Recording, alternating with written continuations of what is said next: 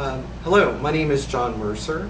This is my informative speech for Speech 1321, Professor Mongo's class. Um, I decided to choose Conoco Phillips as my Fortune 500 company to resource and just investigate general knowledge of this company. Uh, Conoco and Phillips merged in 2002, and they have ranked consecutively fifth in Fortune 500. This is actually the third largest publicly traded oil company in the United States and sixth in the world. Um, so if you've ever asked yourself how this happens, um, I'm here to shed light on that question and also to give insight um, to how the company gives back um, to the community. So let's see how they started. Let's start with Conoco. Now, Conoco stands for Continental Oil and Transportation Company, and it was founded in 1875 by Isaac E. Blake. He actually is from Ogden, Utah, and he was actually looking for a replacement for candles, and he chose to use kerosene. And from there, there was benzene, and let's see what other the other energy sources that were used were crude oil, and he began producing that and refining it. And then it also encompassed aviation, high octane gasoline. Now, that's a far commute from the Phillips Company, and the Phillips Company was founded in Bartlesville, Oklahoma. It was started by two brothers, Frank and L.E. Phillips, and they basically began this new pursuit by drilling 81 wells successfully. And so when you think about their merger and what they've accomplished over the time that they've done that, they actually started the very first natural gasoline plant, and they were also awarded the first patent for the production and recovery of natural gasoline from natural gas. They also developed an all-natural motor oil, and they created liquefied natural gas, and they shipped that all the way to Alaska and Japan. So there are also, I spoke about how they gave back, and so I looked at two specific things. Now, according to the Conoco Phillips website, you can look on their history link. I think it's actually under their Who We Are link, and it showed that they also obtained several different things for educational purposes. The first of this I chose to talk about was a sponsorship of Kids Only. Now, this is a website that's listed under the okinsider.com. And Darwin Maxey, the chief executive of Oklahoma Publishing Company, has stated that these children are the future. They are the future voters, and the government is only going to be as good as those that are involved. So I find that pretty interesting that they also take a political stance in Oklahoma.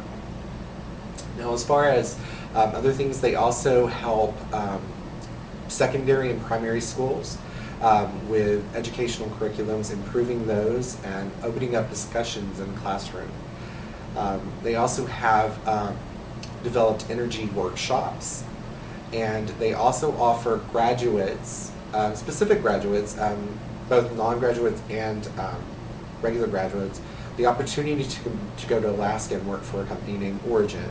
And Paul Zealand was the general manager of oil and gas production there, and he states that both of these, graduates and non-graduates, are attracted to the sustainability and the attitude of the sustainability.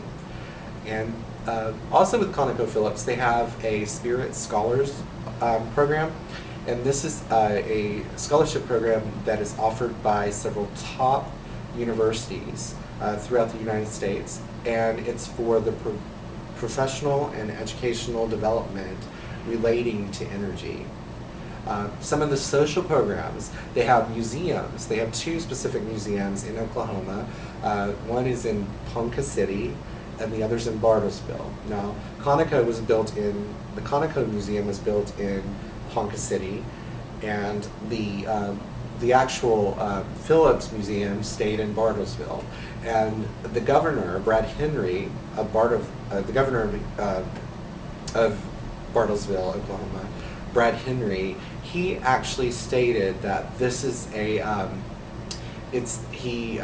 stated that this is a tremendous addition to their heritage, and it's already lining up with a fabulous centennial.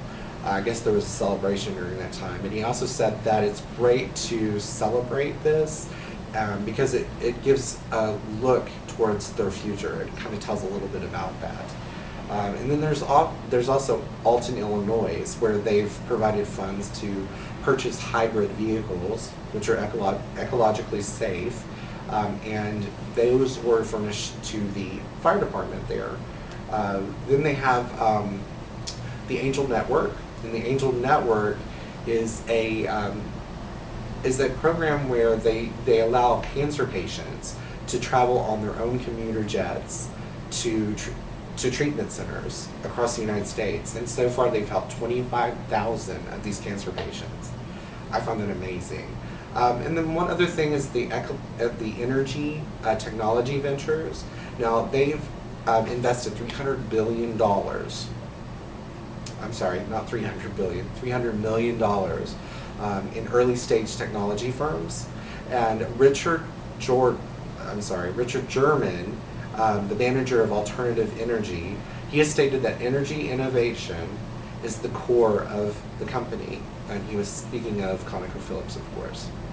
So just to kind of summarize, I feel like they have their finger on the pulse of the future in energy.